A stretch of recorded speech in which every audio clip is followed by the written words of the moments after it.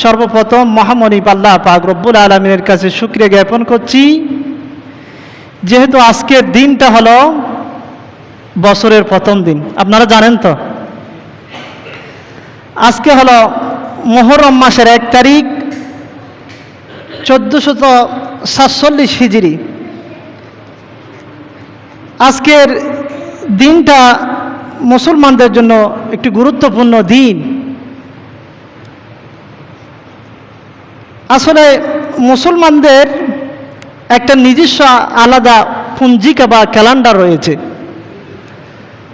আমরা সচরাচর যেটা ইংরেজি বলি, ক্যালেন্ডার বলি, এটা কিন্তু ইংরেজি ক্যালেন্ডার না, এটা হচ্ছে যে খ্রিস্টীয়, এটা হচ্ছে খ্রিস্টানদের প্রচলিত একটা ক্যালেন্ডার।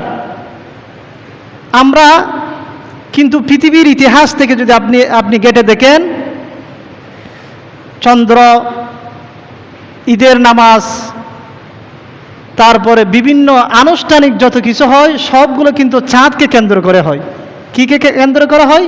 চাঁদকে। ইংরেজি মাসকে কেন্দ্র করা হয় না, বাংলা মাসকে কেন্দ্র করা হয় না, চাঁদকে কেন্দ্র করা হয়। এই জন্য আল্লাহ রসুল সাল্লাল্লাহু আলাইহি ইসলামের সময়ে পারস্য এবং রোমদের মধ্যে ক্যালেন্ডার ছিল, মুসলমানদের কোনো ক্যালেন্ডার ছিল না। মুসলমানদের কোনো কি ছিল না? ক্যালেন্ডার ছিল না।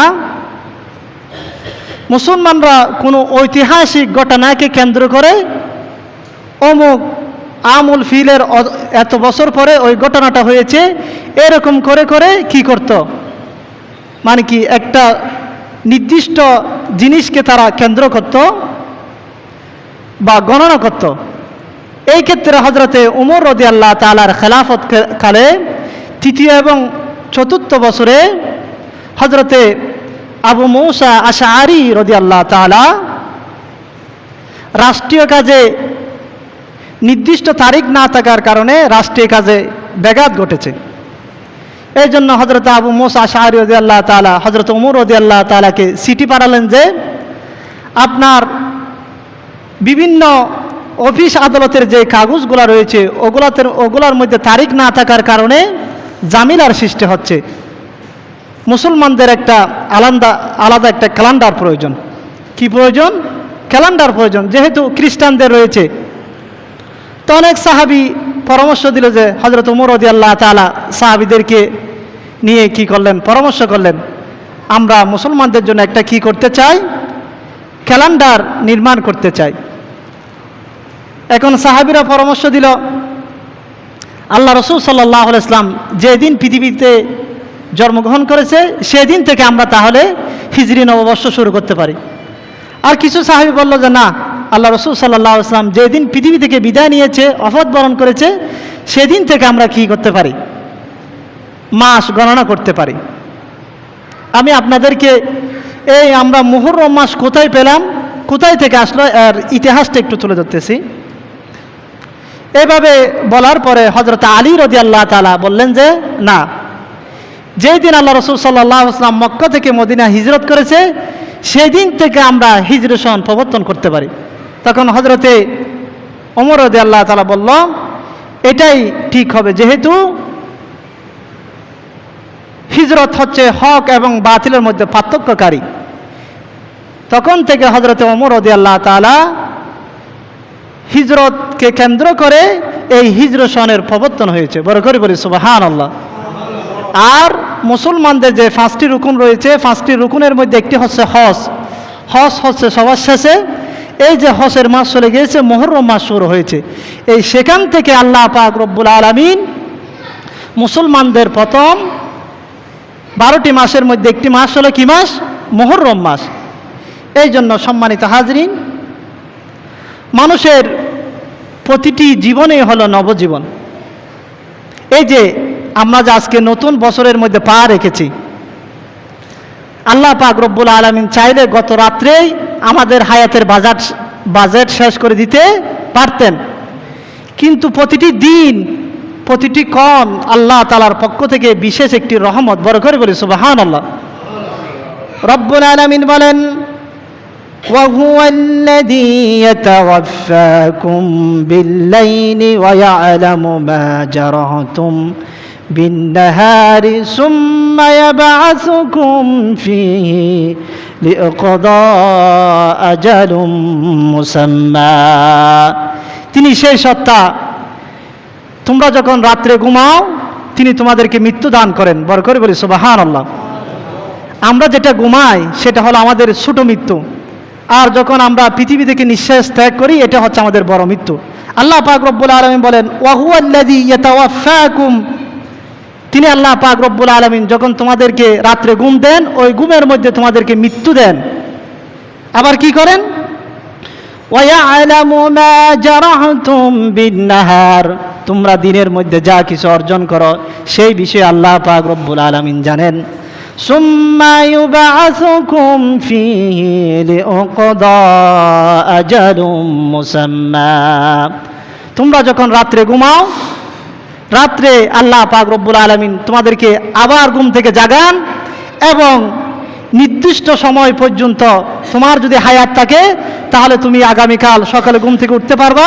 যদি হায়াত না থাকে এই ঘুমের মধ্যে দেখবে যে অনেক মানুষ মৃত্যুবরণ করে কিনা। আল্লাহ পাক রব্বুল আলামিন বলেন এটা আমি তোমাদেরকে মৃত্যু দিয়ে থাকি। তাহলে এখান থেকে বুঝলাম যে মানুষের নির্দিষ্ট সময় পর্যন্ত এইভাবে করে করে প্রতিদিন আল্লাহ পাক রব্বুল আলামিন মানুষের হায়াতকে বাড়াতে থাকে। বড় করে বলি সুবহানাল্লাহ। এই জন্য এই যে রাত, এই যে দিন, পৃথিবীর শুরু থেকে এই পর্যন্ত রাত আর দিনের মধ্যে কোনো পরিবর্তন হয় নাই। রব্বুল আলামিন বলেন وهو الذي جعل الليل والنهار خلفة لمن أراد أن يذكر أو أراد شكورا, আল্লাহ পাক রব্বুল আলামিন রাত এবং দিনকে সৃষ্টি করেছেন। রাতের পরে দিন, দিনের পরে রাত, এইভাবে পৃথিবীর শুরু থেকে আজ পর্যন্ত এইভাবে আসতেছে। কেউ যদি হেদায়েত হতে চায় শুধু একটা জিনিস দেখলে তার জন্য হেদায়েতের জন্য যথেষ্ট। সে যদি চিন্তা করে হ্যাঁ কালকে রাত তো হতে পারতো আমার জন্য শেষ রাত, হতে পারতো না। আল্লাহ পাক রব্বুল আলামিন বলেন আন ইয়াযাক্কারা আও আরাদা শুকুরা, যারা নিজেদেরকে শুকরিয়া আল্লাহ তাআলার বান্দা হিসেবে কৃতজ্ঞতা প্রকাশ করতে চায় তারা যেন এই রাত এবং দিন থেকে শিক্ষা গ্রহণ করে। বড় করে বলি সুবহানাল্লাহ।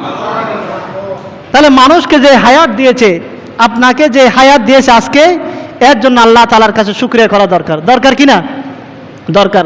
তাহলে আপনাদেরকে বলতেছিলাম যে আল্লাহ পাক রব্বুল আলামিন যেই দিন আসমান এবং জমিন সৃষ্টি করেছে সেই দিন 12টি মাস সৃষ্টি করেছেন।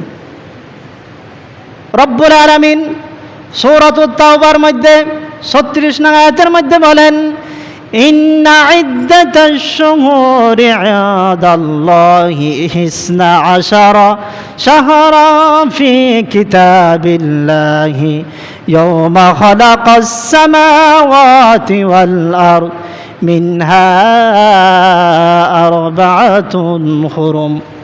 আল্লাহ পাক রব্বুল আলামিন বলেন যেদিন আমি জমিন সৃষ্টি করেছি, আসমান সৃষ্টি করেছি, সেই দিন থেকে আমি আল্লাহ পাক রব্বুল আলামিন 12টি মাস সৃষ্টি করে দিয়েছি। বড় করে বলি সুবহানাল্লাহ। এই মাসটি আমাদের বানানো না, এটি কে সৃষ্টি করেছে? আল্লাহ তাআলা সৃষ্টি করেছেন। আবার আল্লাহ তাআলা বলেন মিনহা আরবাআতুন হুরুম, তার মধ্যে 4টি মাস হলো সম্মানিত মাস। 4টি মাস কি? সম্মানিত মাস। তার মধ্যে একটি মাস হলো মুহররম মাস। বড় করে বলি সুবহানাল্লাহ। হাদিস শরীফের মধ্যে এসেছে সহিহ বুখারীর মধ্যে 3197 নং হাদিসের মধ্যে হযরত আবু বকর রাদিয়াল্লাহু তাআলা আনহু হতে বর্ণিত, তিনি বলেন আয-জামানু ক্বাদ ইস্তাদারা কাহাইয়াতি ইয়াওমা খালাকাস সামাওয়াতি ওয়াল আরদ। পৃথিবী যেই দিন সৃষ্টি হয়েছে সেই দিন থেকে দিন রাত যেভাবে আবর্তিত হচ্ছে আজকেও সেই রকম দিন এবং রাত আবর্তিত হচ্ছে। বড় করে বলি সুবহানাল্লাহ।